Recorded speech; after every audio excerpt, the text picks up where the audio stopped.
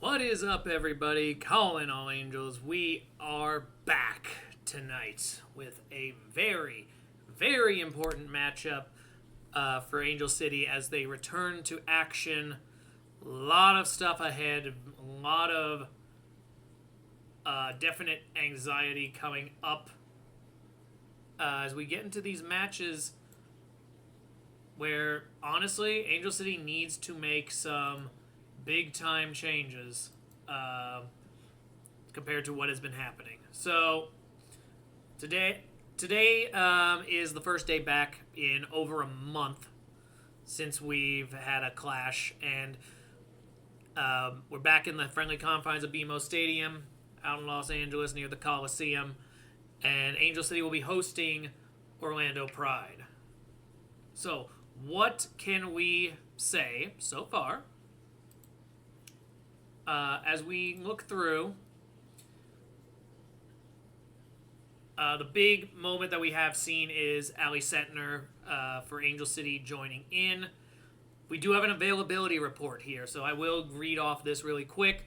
Angel City will be sitting 4 players. Prisa Chilufia is out with a knee problem. Savi King out with a foot. Sydney LaRue has an excused absence. And Hina Sugita is out with a knee problem there. So, Angel City will be missing 4 people. Additionally, 4 will be out for Orlando. Viviana Villacorta will be out with knee pain.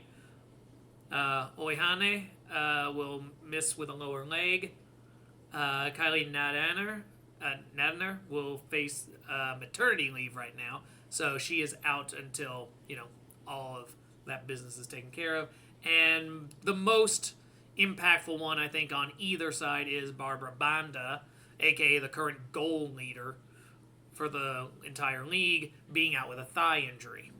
So this is a major boon for Angel City because what you're going to see is an ACFC squad who doesn't have to play their opponent at their best. They're not going to be relaying through their strongest scorer.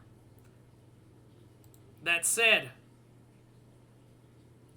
we are in a bit of danger coming up here because we have the issue of free agency coming up here. Obviously, right now, we've entered July, but you've got that last 3 months here are going to be pretty intense, and there's a lot of players in their contract year right now who are going to be important. So this was something I saw right at the start of July as the negotiation season has begun. A few of our players, 5 total, are going to be out of contract time here at the end of the season.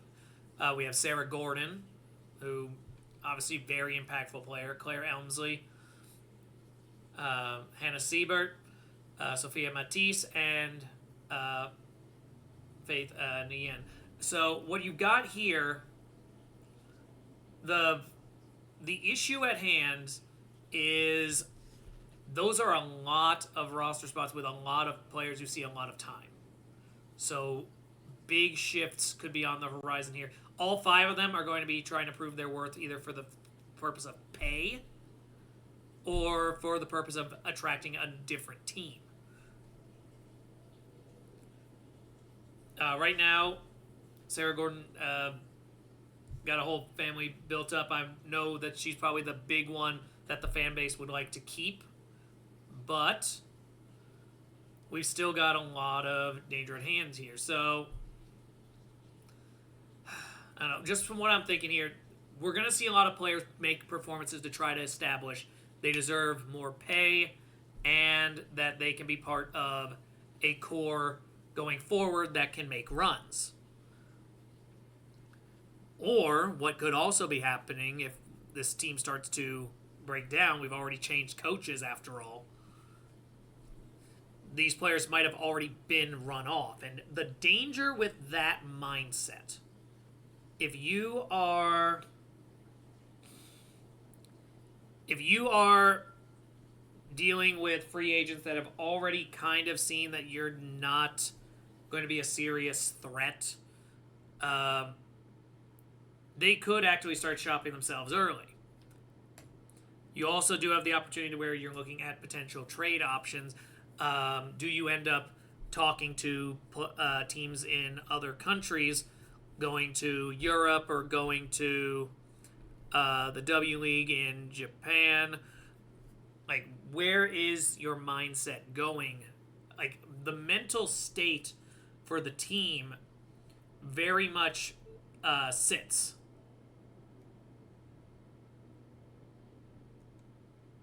Well, let's see here. Now, one thing we haven't heard, Puteas, another agent out, still looking at options. We can see if she can maybe get signed if they pull her. That said,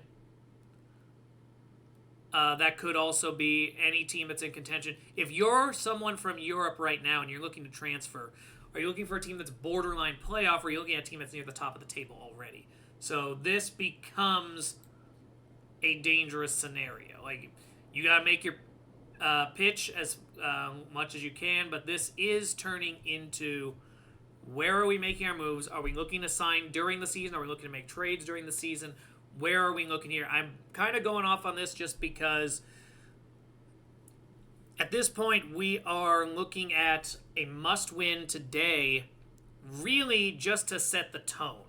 A loss to a team down their top unit, our top performer offensively, and potentially being as far as 7 points back in the standings near the halfway point, puts you in a very precarious position going forward. And it's something I have to show very much concern over. So, yeah, what I'm hoping is that everyone here is ready, that everyone has refocused, because that second run of the season, it absolutely was not there. It definitely wasn't there. And so, okay, now let's get back to where our head actually needs to be, the match itself. So I'm word vomiting a little. I'm keeping an eye out on stuff that I knew I wanted to talk about since the break. And so, if I'm being honest here, I do think they come out ahead. I think today is an Angel City day, both due to a need to refocus, a need to prove it wasn't them that got the coach fired, that it was structural, and players wanting to prove themselves for free agency, all of that. Our new signing wanting to prove themselves to the fans. There's a lot of pile up to this team playing very motivated and potentially more in gear, whereas with Orlando, they're having to cover for something that's missing. You are short your top scorer. And so what I'm going to go with is, I think Angel City wins this match, potentially wins it by multiple goals. A lot of that's going to really hinge on what these teams are what the team is capable of without her. But just looking at the standings right now, a victory over Orlando gets us to 16.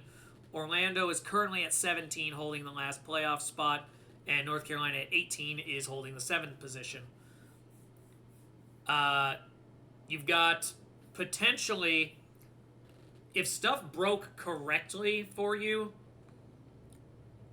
you could be level with Denver in the 9 position and 1 point behind Orlando for the 8 position, and 3 points off of North Carolina for the 7th position. So basically within a win of all 3 teams in one go, if the results break down correctly. But a lot of it is very dependent on what you do here. This has to be a match where it opens. You can hear me, I'm definitely a little more frustrated as I've started to really think about where we are right now. Being this far back after what had been an excellent start is definitely infuriating, but it gets you on the right foot if you come away with a win. And you have an opportunity to get hot here. Next match after this, you got San Diego Wave in San Diego. That's an opening for you where you could make the run at it. Because it's a rivalry match where you usually perform well. At the very least, you could try to take a point off of them. You had the edge at various points in your first match with them. Then you get Chicago, a team you've already beaten. You get Louisville at home, a team that's not been playing really that well. So potentially, you could come away from the month in this July racking 9, 10, or even a perfect 12 points, and now you create an opening for yourself where there's actually a very real chance you can do something. Where August, September, and October, now you're in play, now you're being taken seriously.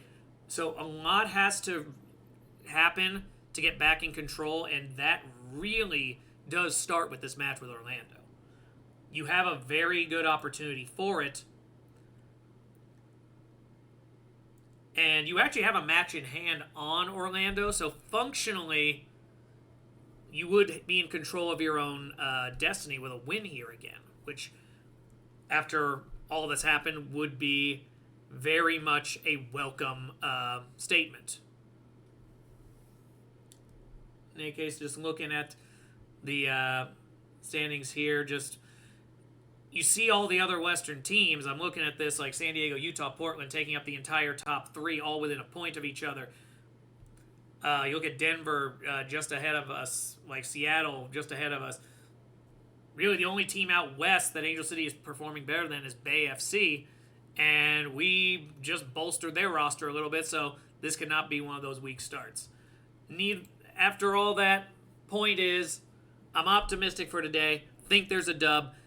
If there is not, though, alarm bells need to be going off, and we do need to have a talk about how management is handling things, because if you're not able to win this match and you're potentially staring down the prospect of missing the playoffs yet again, a single playoff appearance since you've started, and that being a one and done as a lower seed, like, is it the coaching? Is it your roster building? What specifically needs to be addressed? Does the GM need to be adjusted? Is ownership just not fixated on creating a winning culture? Like, there's a lot of questions, uncomfortable questions, that get asked as soon as you become an obviously fringe member of the playoff picture. So, if the team wants to avoid that, no one wants to be seen as part of a team that needs to be part of an overhaul. So I think this becomes a solid W. Obviously not factoring too much here on Orlando. Obviously they want to prove that they're more than Barbara Banda. So I do expect you're going to see a very game effort from them offensively as they try to make a lot of shots. And it'll be on Angelina Anderson to shut down what is there and definitely not give anything up late. This team has been an absolute nightmare in the last 15 minutes of matches, especially in that second run of the season, where realistically, I'm looking at this team sitting at 13 points being like, we should be sitting at 20, but we gave up 7, I think, it would be, 21. It would be 7, because we gave up a draw, and we gave up really 2 victories, it feels like, in that run, just at the end of games. So, we'll see if things change here. I'm very hopeful still. May not come across here, but you spend enough time with teams who are historically not that great.